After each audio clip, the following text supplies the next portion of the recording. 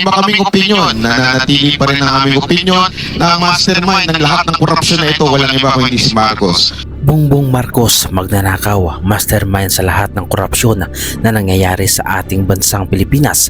Ito ay ayon mismo kay Bayarang Banatbay. Naniniwala tayo mga idol na itong si Bayarang Banatbay ang isa sa pinakamagaling na magbakalat ng mga fake news, lalo na nga mga idol sa ikasisira ng ating Pangulo na si Bongbong Marcos. At dahil nga siguro nga mga idol sa laki ng binabayad sa kanila o sa kanya ng mga Duterte ay kayang sumira ng pangalan nitong si Banatbay kahit pa hindi niya alam ang buong katotohanan at tanging fake news lamang ang kanyang pinaniniwalaan. At nang dahil na nga rin nga mga idol sa pag-iidolo sa mga Duterte ay marahil nga napako na ang kanyang pag-iisip dahil kahit anong gawin nga mga idol ng ating Pangulo na si Bongbong Marcos para sa mga Duterte at para kay Banatbay, ang lahat ng ginagawa ng ating Pangulo ay masama dahil ang paniniwalaan lamang nga mga idol ni Banatbay at ng mga DDS ay walang iba kundi ang lahat ng mga sinasabi sa kanila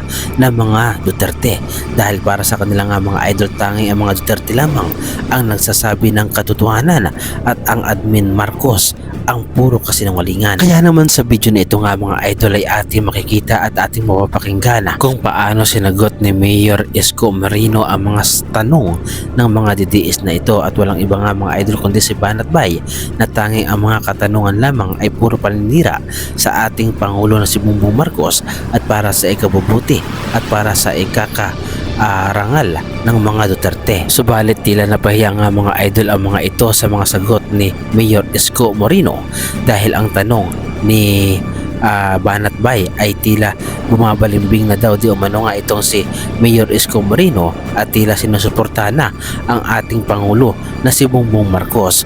Pero ang lahat ng ito nga mga idol, ang mga sagot ni Mayor Isko Moreno ay mayroong basihan at hindi katulad ng mga DDS na todo suporta lamang sa mga Duterte kahit na mali-mali na ang ginagawa ng pamilyang ito.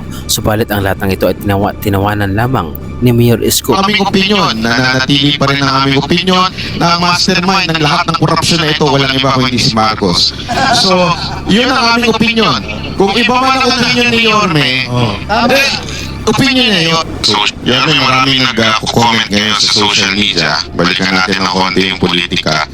One, medyo bumalimbing na daw kayo dahil dati bumabanat kayo kay Marcos, ngayon tila parang pinopromote daw ninyo. Ano masasabi niyo dito sa mga nagsasabi sa inyo bumalimbing na daw po kayo? Ang tanong na ito nga mga idol na di umano nga ay bumalimbing na si Mayor Isko Moreno dahil sinusuportahan na ang ating Pangulong Bongbong Marcos ay mismo sa kanila din nga mga idol nang galing dahil ayaw nila na sinusuportahan ang ating Pangulo na si Bongbong Marcos dahil wala nga silang ibang hiling kundi matanggal na sa pwesto ang ating Pangulo at maupo na ang kanilang idolo na mga Duterte. Subalit salamat na lamang nga mga idol at naging matalino sa pagsagot itong si Mayor Isko dahil pinatunayan lamang niya na kung sino ang nakaupong presidente o pangulo ng ating bansang Pilipinas ay karapat dapat lamang na suportahan dahil ang ating pangulo ang nilalapitan ng mga mababang sangay ng ating gobyerno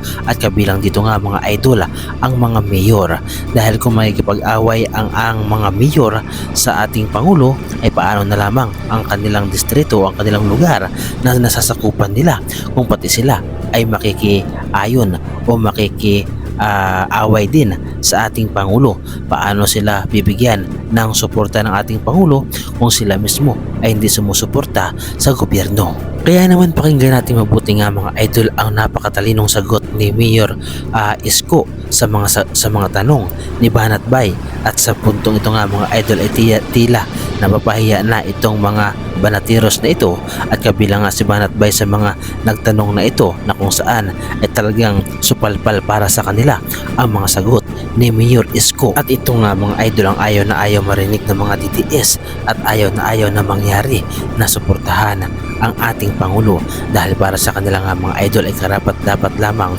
nasirain ang pangalan ng ating Pangulo para maupo na ang kanilang iniidolo ng mga Duterte. Pero kakaiba nga mga idol ang mungkahi o mga sagot ni Mayor Isko, na kung saan nga mga idol ay talaga namang pinatotohanan niya na mahal niya ang taong bayan na kanyang nasasakupan bilang mayor. Narito nga mga idol ang sagot ni Mayor Isko Moreno. Malacanang nasa Maynila. Anong buting idudulot sa mamamayan ng Maynila?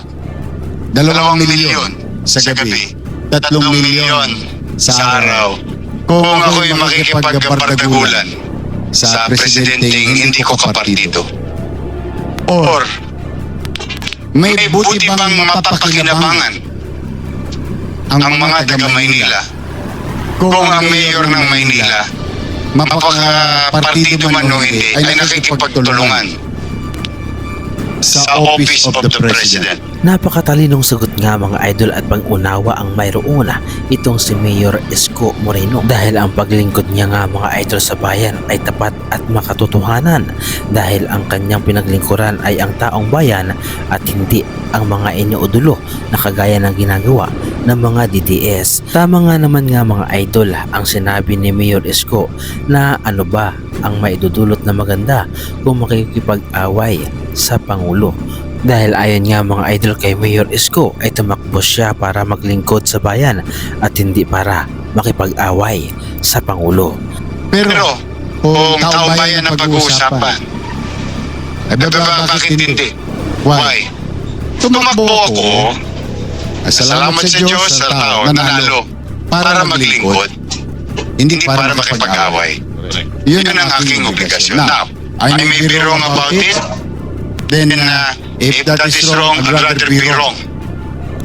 Addressing 2 million mouth, especially ngayong krisis. Ito ang napala nga mga idol na mga DDS at supalpal sa kanilang pagmumukha na akala nila nga mga idol si Mayor Isko ay basta-basta lamang na susuporta sa mga DDS. At tungkol naman nga mga idol sa sinasabi ni Bayad Bay o ni Banat Bay na si Pangulong Bongbong Marcos daw para sa kanila ang mastermind ng lahat ng korupsyon na nangyari sa ating bansa, ay bakit hindi niya naitanong noong panahon ni Digong o ng Tatay Duterte nila na gumagawa pa ng pera itong si dating Pangulong Duterte sa pamamagitan ng mga illegal na pag-operate ng mga pugo, ng mga isabong, na kung saan nga mga idol ayon kay Duterte ay malaking pera di umano ang nakukuha ng gobyerno. Hindi ko hininto kasi kailangan ng pera sa isabong ng gobyerno. I make it public now. It's 640 million a month. And in years na, it's billion plus. Saan naman hanap ng pera na gano'n na badali? Kaning isabong gives government 642 million ang buwan. In 1 year, it gives the government billions. It's not the fault of the management of economics na nagsabog. It's the fault of evil men. Sayang, wala tayong pera. Well short of money. Kaya ako, pumayag na. Pati sa pugo. Ako, I will admit that talagang binigyan ko ng imprimatur. The only reason is, sabi ko nga, because it gives income to government. Iba kaming opinion na nanatili pa rin ang aming opinion na ang mastermind ng lahat ng korupsyon na ito walang iba kundi si Marcos. Kung talagang korap nga mga idol si Pangulong Bongbong Marcos, ay dapat hindi niya pinasara ang pugo at isabong, dahil para kay Duterte nga mga idol ay napakalaki pala ang pera na nakukuha dito. Subalit para sa ating Pangulo nga mga idol, ang maling gawain na ito ay dapat ma-eliminate at tuluyang mawala sa ating bansa, dahil ito ang totoong sumisira para sa ating mga Pilipino. Ano ang masasabi ninyo mga idol sa reaction video na ito? At ano ang masasabi ninyo tungkol sa mga DDS supporters na ito na walang ibang ginawa kundi ang magpakalat ng fake news at siraan ang ating Pangulo? Ano nga mga idol ang inyong opinion patungkol dito? Ibahagi nyo naman mga idol ang inyong reaction at opinion sa ating comment section.